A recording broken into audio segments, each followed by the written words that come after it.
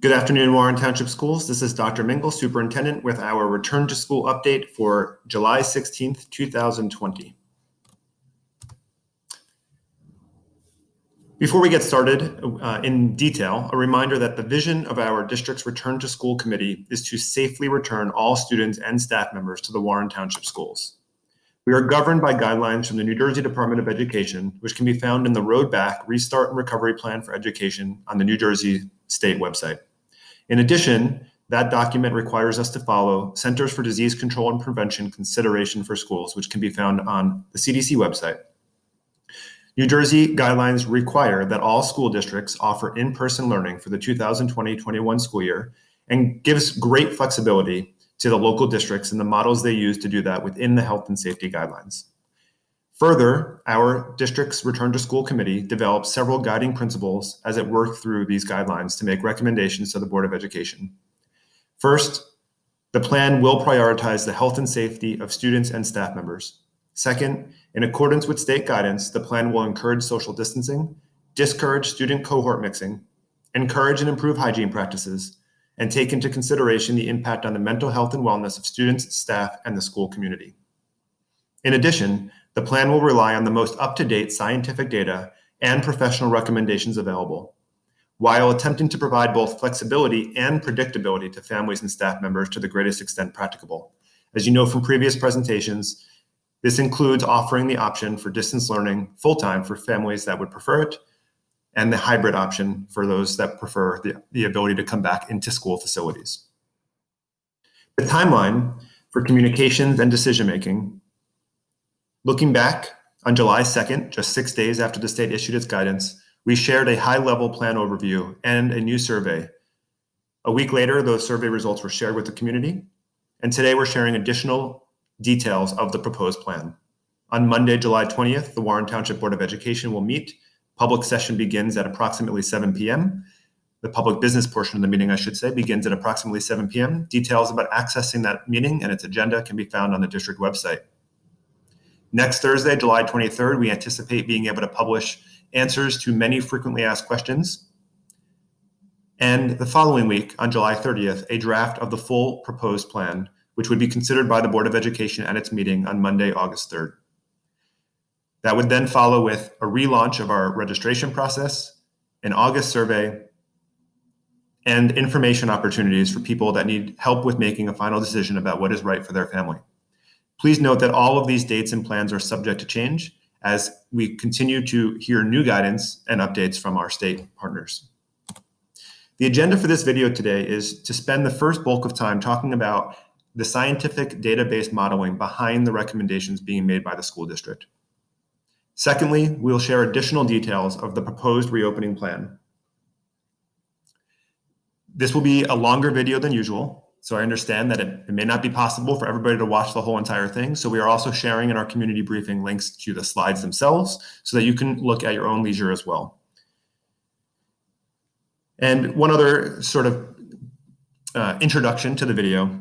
We know that there are a lot of emotions from our students, our staff members, our parents, community members, and we all want the same thing, which is to bring our students and our staff back to school. Unfortunately, we're dealing with a global pandemic, the likes of which we've never experienced before in modern American schooling. And so those decisions require a great deal of thought and action, while also making sure that we're taking into consideration all the different factors that you are all aware of. Let's talk about the scientific modeling that's available. The best study, to my awareness, came out of the Regional Educational Laboratory Mid-Atlantic, which is a portion of the Department of Education of the United States government's Institute of Education Sciences, or the IES. They were commissioned by the Pennsylvania Department of Education to provide a thorough overview and analysis of what data was available from the world over to help guide Pennsylvania's decision-making. According to this agency, Pennsylvania is the first state to have its reopening guidance consider evidence-based modeling of the relative effects of mitigation strategies on the spread of COVID-19 in schools. So within the study, there are 3 sections. The first part shares all of the available evidence as of the publication of the document for health risks and COVID-19 transmission in a meta-analysis format. The second part are conclusions from interviews with hundreds or thousands of stakeholders from across the Commonwealth of Pennsylvania. And the third part is an agent-based modeling of the spread of COVID-19 under various approaches to reopening school facilities. I'm going to highlight parts 1 and parts 3. You can see the links at the bottom of the slides to the actual documents, so you can go into more detail if you wish. According to the available evidence related to the health risks and COVID-19 transmission as they relate to schools and children. According to the Regional Educational Laboratory, children may be somewhat less susceptible to infection and spread of disease, but the evidence is not definitive, and reopening schools could contribute to virus spread. In addition, evidence suggests that most children who contract COVID-19 do not experience serious symptoms. However, that does not necessarily mean that they are not able to asymptomatically spread COVID-19 to others. Risks to adult staff members, family members of students and staff members, and the wider community are higher than risks for children and adolescents. These are the statements of summary of the available evidence from the report. In terms of the contribution of school closures and reopening to COVID-19 spread, the report found that distinguishing the role schools closing or reopening played in spreading COVID-19 has been difficult. First, because few children have been tested for the virus, and second, school closures are often implemented at the same time as other mitigation strategies. In other words, it's very difficult to separate the variables to determine exactly what role schools closing facilities in the spring played in preventing more children from getting it. So it's unclear what the impact might be on the reopening. They also looked into what practices schools might be able to implement, specifically with an attention on physical distancing. School officials, the report recommends, may wish to investigate whether a 3-foot or 6-foot minimum is feasible in their school setting. Although 3 feet appears to associate with a drop in transmission, using the CDC recommended 6 feet may be more appropriate when considering settings with imperfect compliance, such as those with children.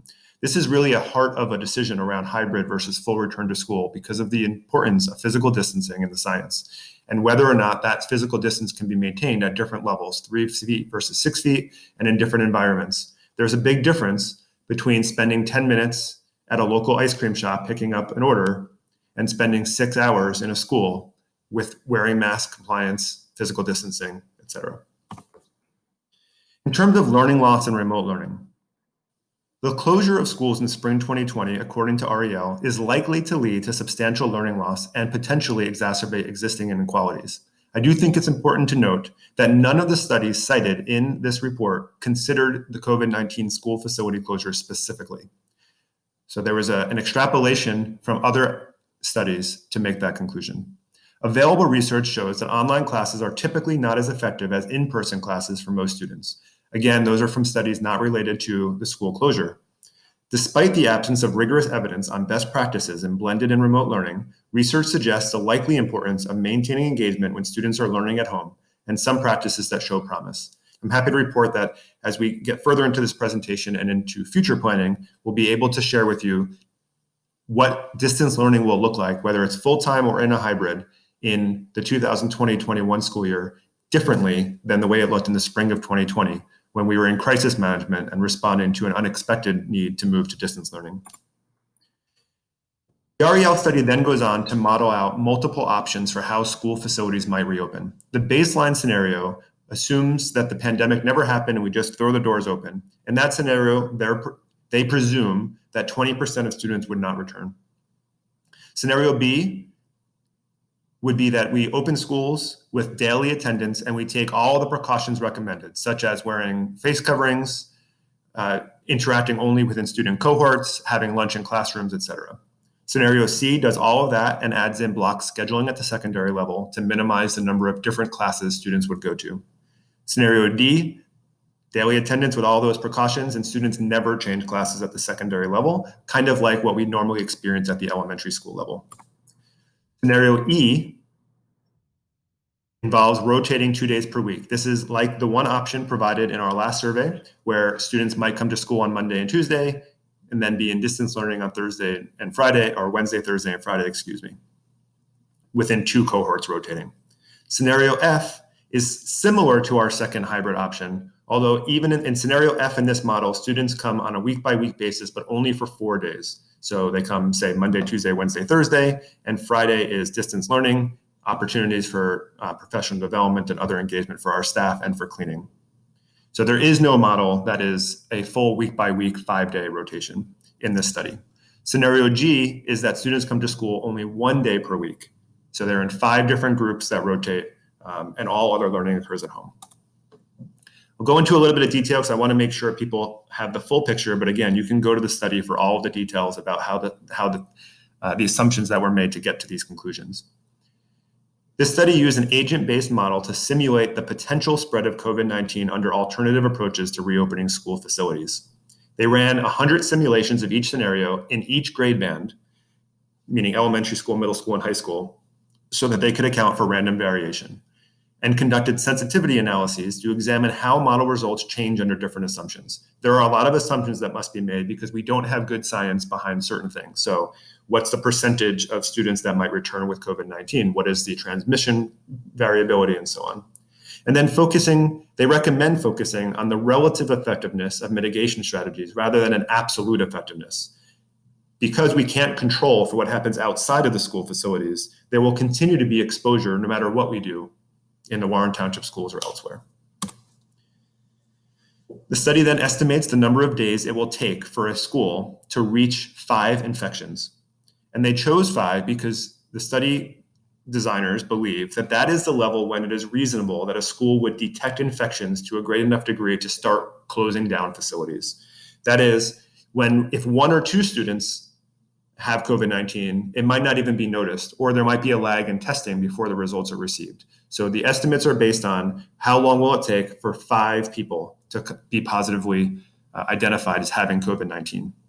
Given the uncertainties of various assumptions related to transmission, the study designers suggest that we focus on the proportional increase in time that a school is likely to be able to remain open as a result of the mitigation strategies in different scenarios. This is really important. In other words, we should be thinking about how long we can delay what may be inevitable needs to close at the school, classroom, school facility, or district level when there are infections. And that some models will allow us to have more in-person time for longer than others. The results. The number of days it takes to reach 5 infections is likely to vary based on community infection rate, that is, what's happening outside of the schools, the size of the school themselves, and other factors. To avoid giving too much attention to a specific number of days, results were standardized to a value of 1 for the baseline scenario. I will show this in more detail in just a minute. They also found that infections are expected to increase more rapidly in secondary schools than they are expected to increase in elementary schools. Several reasons for this you can read in the study, including the transmission rate for younger children versus adolescents, the size of the schools, the nature of the way schedules work in elementary versus secondary schools, and so on. In all scenarios, the average secondary school reaches 5 infections earlier than the average elementary school. So what does that look like? At the elementary level, if the length of time it takes to get to the 5th infection under the baseline scenario of reopening schools with 20% less students, and that is 1, taking all students with precautions on a daily basis, it will take 1.5 times as long as the baseline. C and D don't apply to elementary. Those are specifically secondary school models. The closest to the Warren model is option E, which would be the rotation of a Monday, Tuesday cohort and a Thursday, Friday cohort. The conclusion of the study is that it would take 5.1 times as long in that model to reach the 5th infection. In a week-by-week rotation where students attend school 4 days, it would take about 4.9. There is no model here for the 5-day week-per-week rotation that we offered as a community option in the hybrid. We have to assume that the additional day would decrease the amount of time it would take to get to the 5th infection. So it would be somewhere below 4.9, but that was not specifically studied. And the option of rotating where students come to school just once a week would lengthen the time to the 5th infection to 7.9 times as long as the baseline. Another really interesting piece of this study is they estimated what percentage of positive infections would be related to a school-based transmission. That is, how many of the students that we wind up having or staff members that we wind up having positive tests for can be traced specifically to a transmission that occurred within a school facility. In the baseline scenario where all students return all the time with no precautions, 57% of the transmissions are estimated to occur within the school facilities. With precautions, it is 35% taking place there, which means 65% of the transmissions are happening outside the school walls.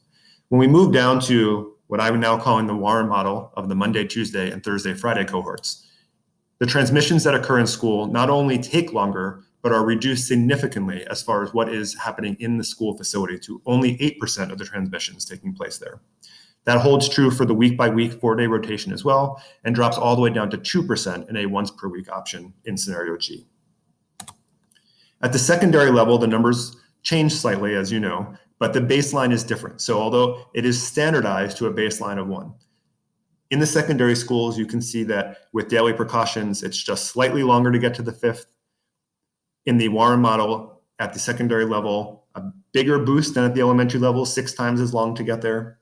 Weekly rotations on a 4-day scale, 5.9 times as long, and on the 1 day per week, 10 times. And you can also see along the right column, the percentage of transmissions in school go down from 68% in the baseline to 12% in the 2-day per week attendance model, and 17% in a 4-day per week rotation week by week.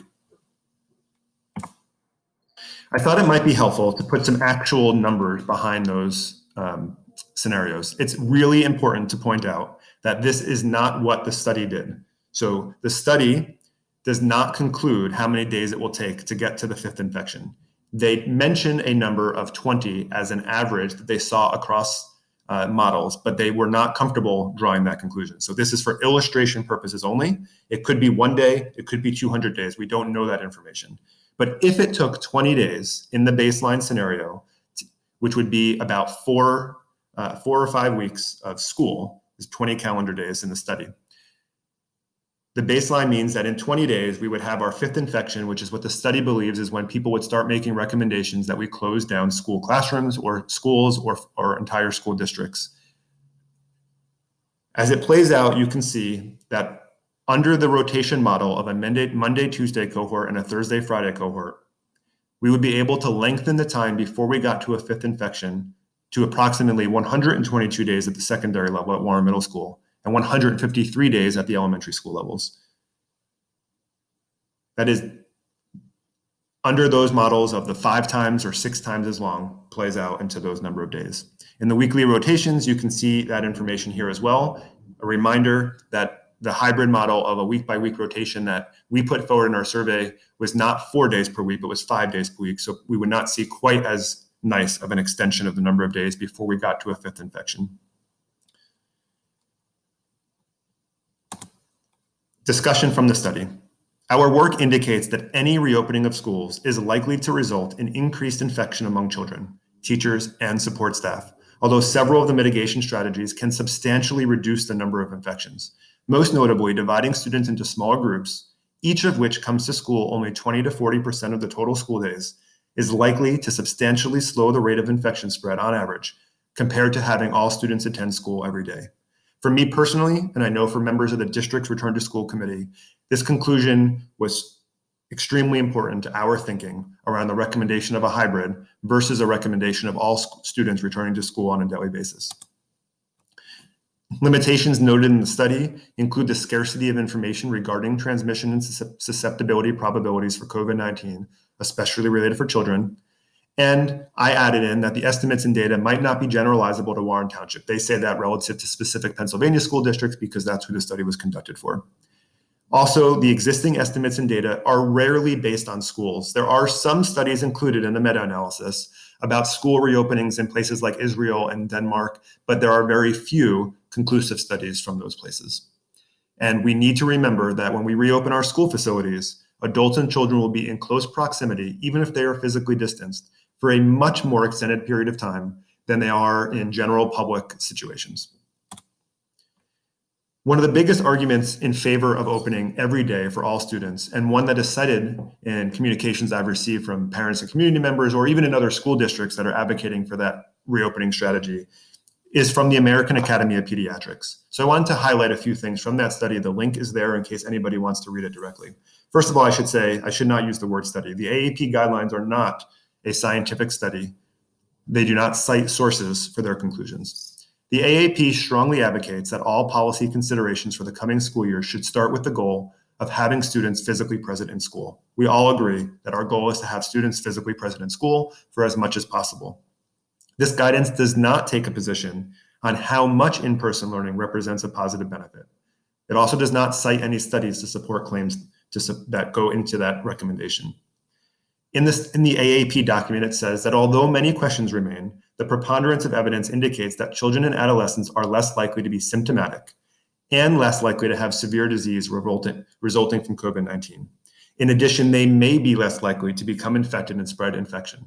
This is reflected in the guidance from REL that I also shared earlier. However, it recognizes that the science is unclear here and goes on to recommend that there are other mitigation efforts that have to go into place. The AAP also says that there's a conflict between the optimal academic and social emotional learning that would take place in school facilities and strictly adhering to current physical distancing guidelines.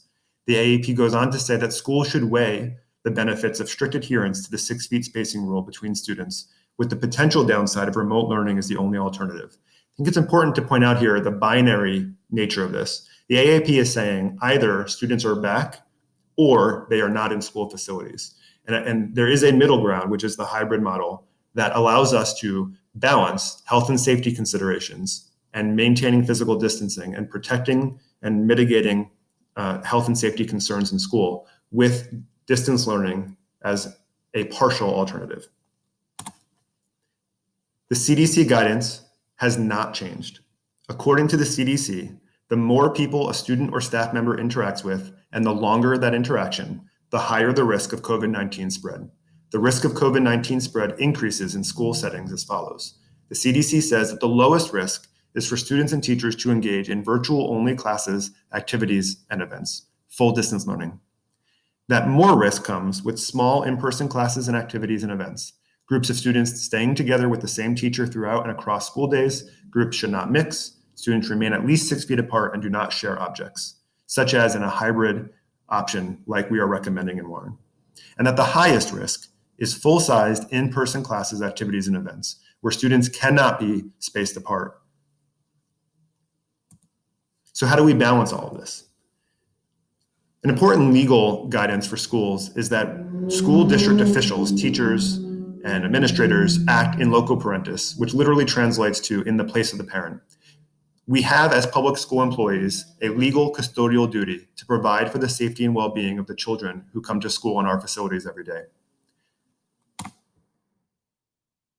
And our philosophy in Warren Township has been in a whole child approach to education, which follows Maslow's hierarchy of needs, which says that you must start from a place of health and safety in order to get to the higher ends of academic achievement that come with being engaged, supported, and challenged. That is, if we are not healthy and safe, and in the Maslow side, if we don't feel like we are healthy and safe, we can't get to the higher ends of what we strive to do in learning and school. So what does this all mean? The hybrid model decreases but does not eliminate the likelihood of school-based transmission of COVID-19. Schools that open for all students, based on the guidance issued to the Commonwealth of Pennsylvania, will likely need to close due to COVID-19 infections sooner and more often than schools that open in a hybrid model. In other words, the hybrid model increases the likelihood that we can provide Warren Township students with a consistent and predictable educational experience during the 2020 and 21 school year, in addition to one that is healthy and safe. At this time, I'd like to turn to some additional details of the proposed return to school plan, which is based on that data and science that I just shared. The recommended model from the district's return to school committee is that students will be assigned to one of 3 cohorts. Cohort A would attend school in person each Monday and Tuesday and attend school via distance learning each Wednesday through Friday. Cohort B would attend school via distance learning each Monday through Wednesday and attend school in person each Thursday and Friday. And a small number of students would be assigned to Cohort C based on special program considerations, which would attend school on Monday and Tuesday and Thursday and Friday with distance learning on Wednesday. This is for a very small number of students who are on specialized programs that cannot be replicated to any extent in a distance learning environment. The reasons behind this recommendation have already been shared a little bit from the science perspective, but beyond that, in the surveys of our parents and our staff members, parents were 50-50 split between the week-by-week model and this model. Staff members, though, felt conclusively that this model was stronger.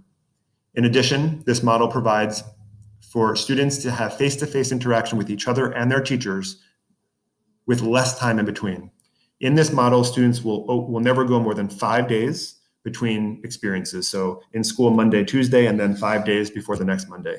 Whereas by the week-by-week model, students would be out for 5 school days and 2 weekends, which is 9 full days. This model also provides us opportunities on Wednesdays for deep cleaning during the regular day, as opposed to needing to do that at night or on weekends, and allows us to provide professional development and learning opportunities for our staff. It's important to know, and I will reiterate this later, that when students are not in school facilities, they will be engaged in structured learning experiences every single day under the direction of our teachers. Students living in the same household will be assigned to the same cohort, even if they attend different schools. This plan will be reviewed periodically throughout the year to determine opportunities to shift to increased in-person learning, should conditions and guidelines allow us to do so. This is not a permanent recommendation. This is the recommendation to open the school year, and of course, we want to move to more in-person learning if we're able to do so. The school experience in 2020 and 21 will not look or feel like the school experience last year or before. So I want to share a few examples of what we think that will look like, with the caveat that we are still getting updated guidance from the state. There are many unanswered questions locally and at the state level and at the federal level about what our requirements will be. But based on what we know now, we can share these details. At a minimum, we will follow the current executive orders from Governor Murphy related to face coverings. All adults in school buildings will be required to wear a face covering, and students will be required to wear a face covering when they're at bus stops and on district-provided transportation, when they are in common areas such as hallways and bathrooms, when they are in classrooms but not sitting in a physically distanced and assigned seat, and any time when physical distancing cannot be maintained. This is one of the benefits of the hybrid model, is that we believe we will be able to set up our classrooms in such a way that there will be opportunities for students to not be wearing a face covering. Additional information about the required face coverings for students and employees will be forthcoming, but now is the time to build face covering endurance. More information about how to do that will be shared in the future. The district has identified a local vendor that we're working with to see that we can provide PPE to our higher risk job types and roles, staff in those positions, such as our school nurses. Discussions continue about the district's responsibility regarding the provision of face coverings to students and staff members in lower risk job types and roles.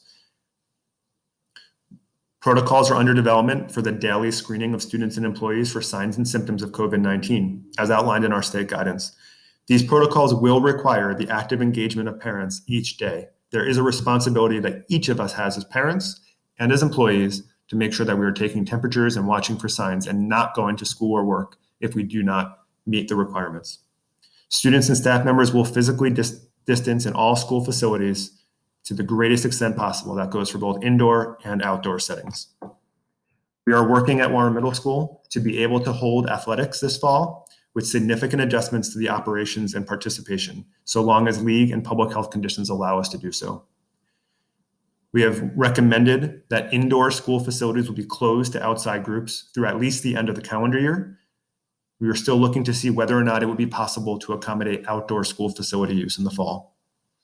There will not be any large group gatherings or events such as assemblies or field trips through at least the end of the calendar year.